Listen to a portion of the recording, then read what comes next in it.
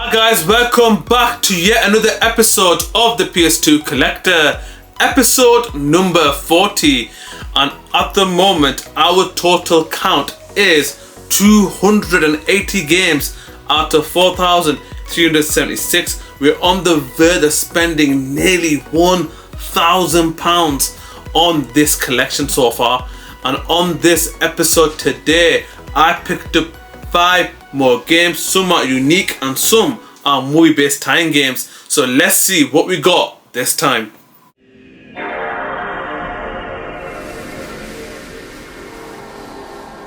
Alright guys, so let's start off with the first game of this video, game number 281, and that is Lemony Snicket's series of unfortunate events. So this is a movie based tie-in game, and in my opinion the movie is very underrated, and Jim Carrey's performance as Count Olaf never gets talked about, which is a tremendous shame.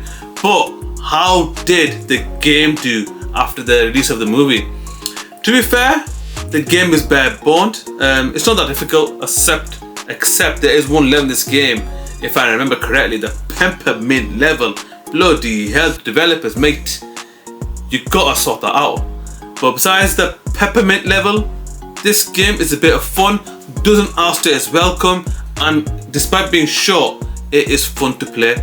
So if you do enjoy movie based time games, if you do enjoy puzzle solving and games that are not that fast and never outstay its welcome, this game is really good. And that's game number 281, Lemony Snicket's series of unfortunate events. Alright guys, so on to the next game, game number 282, and guess what guys, it's yet another movie based tie-in game, and that is Transformers the game from the movie that was released in 2007. So Transformers the movie, the original movie, is one of my favorite movies from the late 2000s, and it started our franchise, but unfortunately the franchise has died out since the late 2010s, unfortunately, because this series and franchise brilliant. But the main question is, what about the game? Now let me tell you, the graphics for its time, amazing. The details on both the Decepticons and the Autobots, you got to give the developers credit, because they want this game to feel as real as the movie. They even got the voice actors from the movie to put in this game, so the developers get credit for that. But as always with good looking games, how does the gameplay? There is absolutely flaws. There are flaws to this game. The main flaw was the dodgy camera, because they tried to give the effect when every time the robot was walking it just shakes the camera, which I was not a big fan of.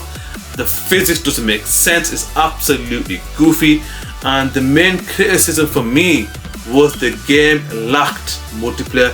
Imagine that, there's two sides, the team of Decepticons and the team of Autobots, and how on earth you don't put multiplayer in this game is questionable.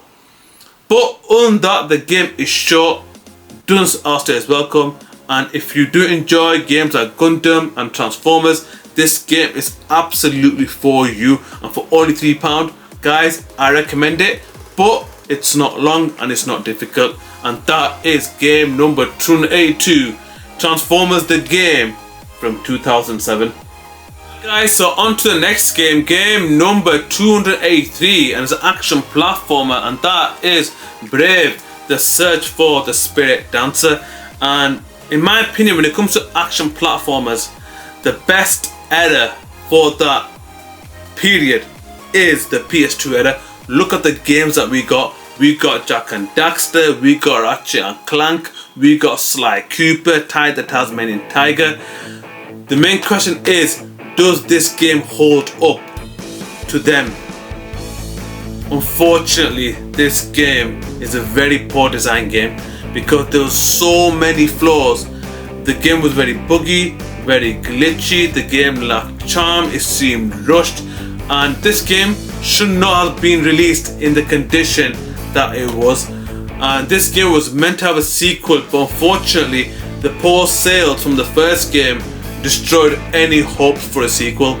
But I had a bit of fun, but then just got bored. because the story is not engaging enough. And when it comes to action platformers, you must have an engaging story, a reason to play the game. And for me, this game lacks that story.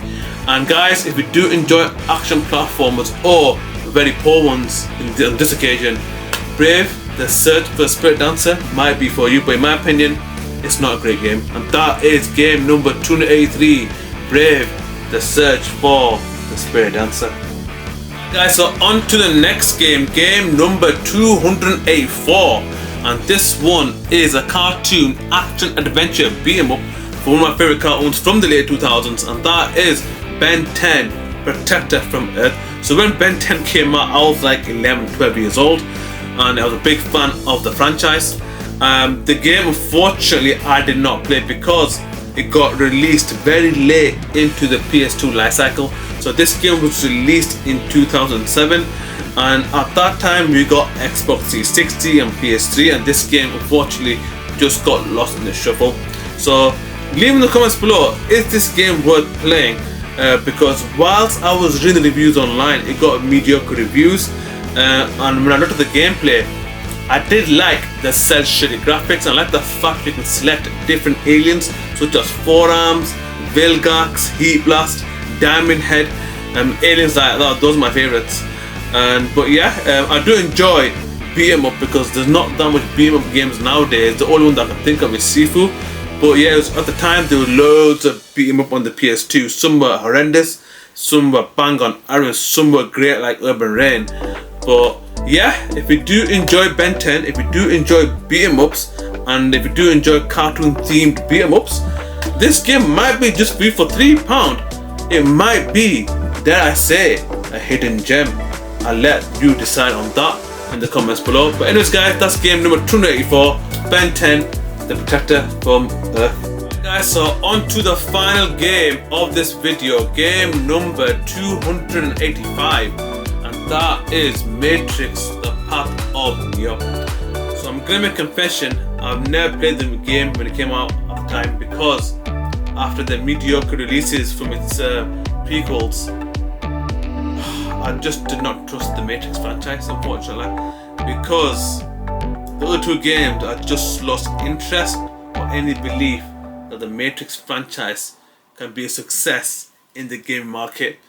And this game, when I was looking at the reviews and the gameplay, I think that this should have been the Matrix game we should have got earlier. For me, it came out too late. It just came out too late. I like the fact that they use clips from the movie. I like the graphics, and it feels like you're in the Matrix world. But the other two games before it, I lacked that identity. And guys, what do you think of this game if you played it? What do you think? Was it a good game? Was it that a lot of people, you know, after the first two disasters, that they did not give the game a chance? Or is it an underrated gem? Please let me know down in the comments below, because I might give this game another chance. Even though it's been 20 years that this game came out, it's never too late to give game another chance. And guys, that's the final game of this video, the mysterious Matrix: Path of Neo. And guys, that's the final game of this video. If you have enjoyed it, please leave a like, and if you're not subscribed to the channel, please subscribe, because it helps the channel out a lot. Anyways guys, until next time, and as I say always, don't forget to subscribe. Take care.